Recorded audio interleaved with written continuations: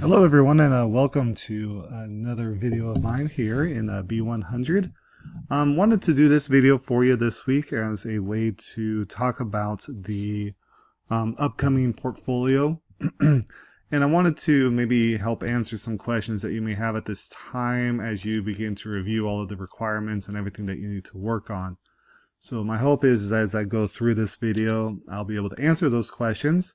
But of course, once you come to the end of the video and you still have some questions, you're still not sure on how to complete the assignments, definitely feel free to contact me.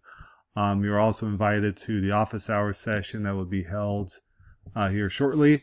And so you can also come there to answer questions. So there's still a lot of ways to ask questions and make sure that you are fully aware of everything you got to do for this assignment.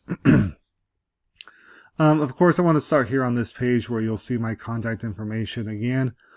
So definitely feel free to contact me by email. You can call me, you can text me, whatever you have questions or concerns. These are the best ways to get a hold of me. Like I said, I will be holding office hours, so this is the link to my office hour session.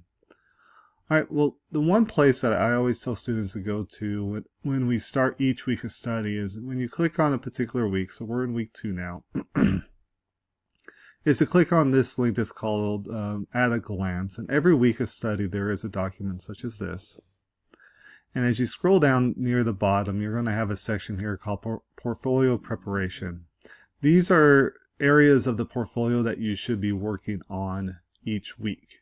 It doesn't necessarily mean you need to have them done by the end of the week. These are just things you should have that you should be working on so that come the end of week 5, you have everything ready to turn in.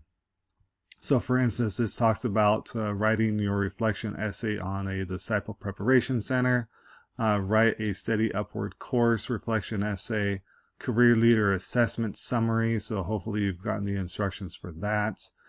Complete at least 1 or 2 of your mentor interviews, and to be sure that you've made the necessary requirements or appointments to do your grad plan and resume review. These are things that you should be working on right now, just so that you're on track to get everything done before the deadline.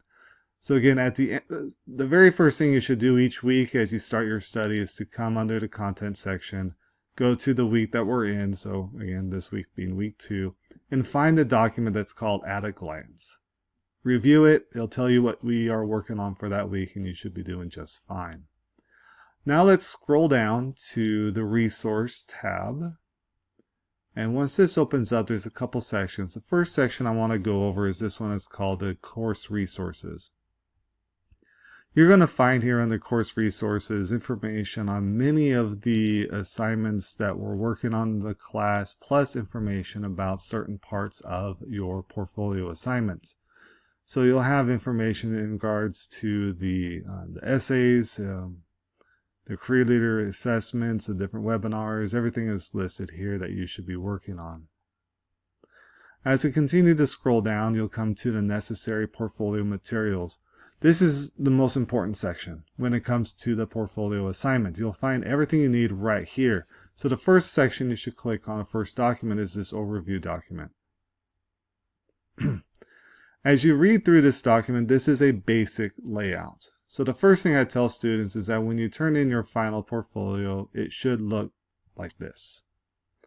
And you can use this document. So if you wanted to download this to your computer and delete sections that are not required, such as this first part, and then just copy and paste your information into it, that is perfectly fine and probably a really good idea for you to do so the portfolio is formatted correctly.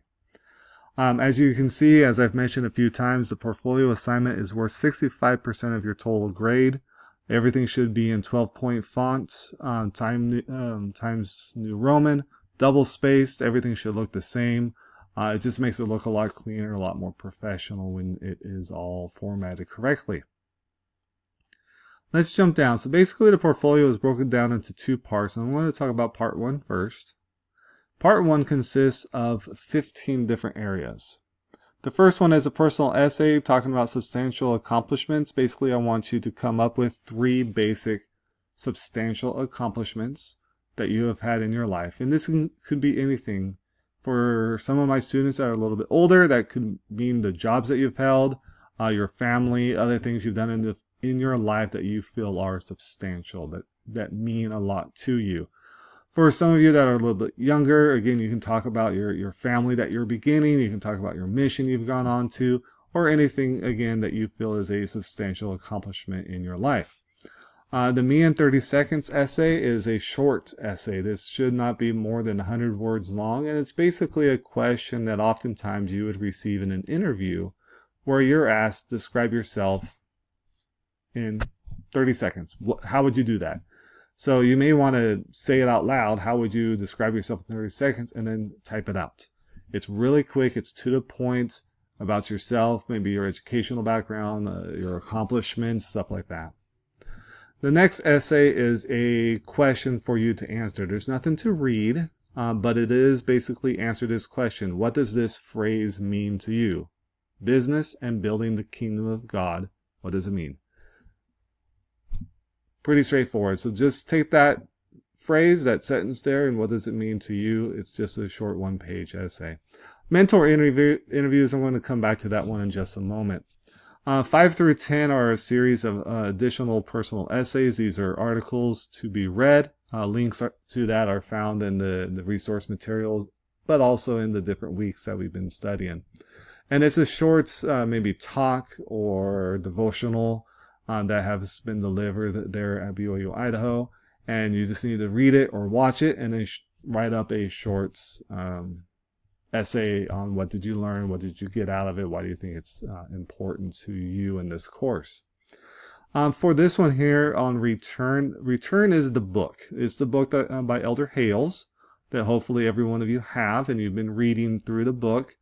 Right here for this personal essay, this is going to be your reflection on, again, what did you learn as you read the book, read those specific chapters.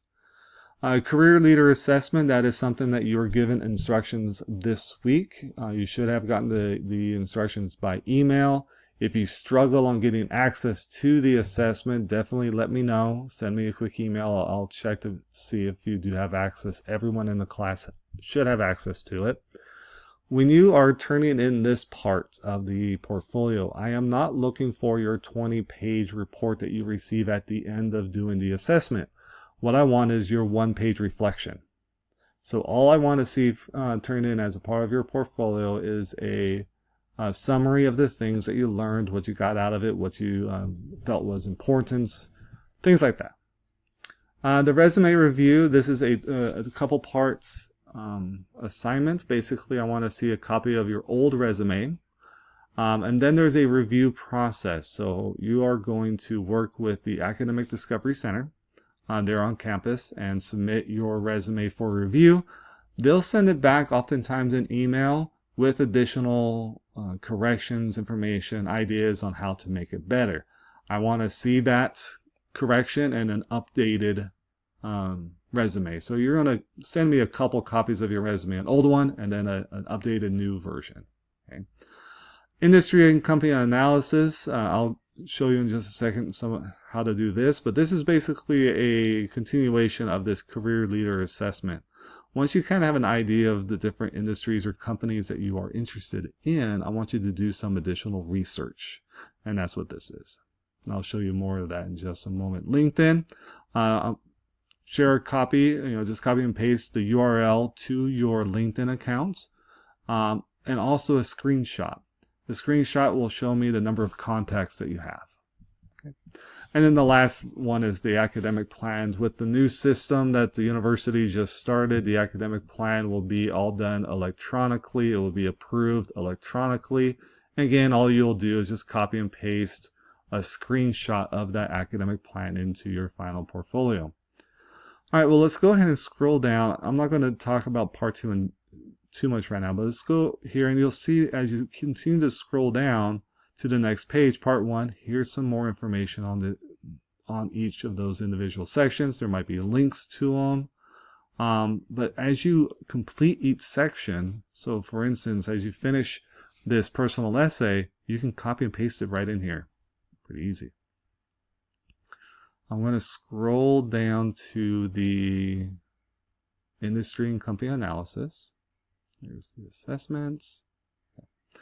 And basically, here's the steps to follow to complete this assignment. So again, just scroll down on this template, on this overview, and you'll see how to complete this, what questions you should be asking yourself as you complete this section of the portfolio. Really what it is I want you to come down to researching one, hopefully two different companies, and answer these questions right here about that company.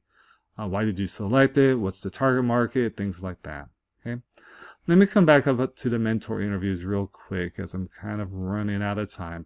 What I want you to do for mentor interviews is try to find people that you know or people that work within an industry that you are interested in. Talk to them. Do a simple interview.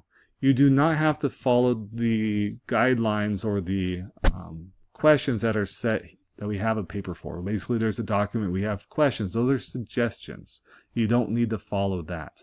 I want you to have a conversation with these individuals and talk to them about their career. What did they do to get to where they're at today? What education, background, internships, jobs? Talk to them. And then write up a one-page review about that conversation you had with them. So they don't all have to be with CEOs or high-level professionals. They need to be with people that you know, that work in an industry that you are interested in, that you can learn from. And then fill in their information, who it is that you talked to, what their title was, the date you did the interview, the company, and then your reflection, your one-page reflection. Again, double-spaced. So it's about 250 to 350 words long. So a lot of students love this section. I really hope you take some time and really enjoy the opportunity to talk with people and to learn from them as you do these mentor interviews. The last thing I'll talk about here real briefly is part 2 of the portfolio. This is not extra credit. This is just another part of the portfolio that you need to get done. If you read all of the book Return, that's 3 points. Now you have to come up with 4 more things you'll do. So each additional section or part here in part 2 is worth 3 points added up to the 15 points for this section. So a lot of students might read all the book and all you have to tell me is yes or no. They may do one more mentor interview because maybe they have more people that they want to talk to, or they can do these faculty video summaries. So there's a lot of information here. So a lot of students will read the book and maybe do 4 faculty summaries, real simple, straight to the point, and they can get it done. So everything is listed here on what you should do. Again, as you scroll down, there's more information on what you should do as you complete each individual section to the portfolio. Hopefully this evening you'll have a chance to join me in the office hour session so that we can get that completed as well. So use the resources that are set here for you. Everything is listed out here. So let me get back to the table of contents.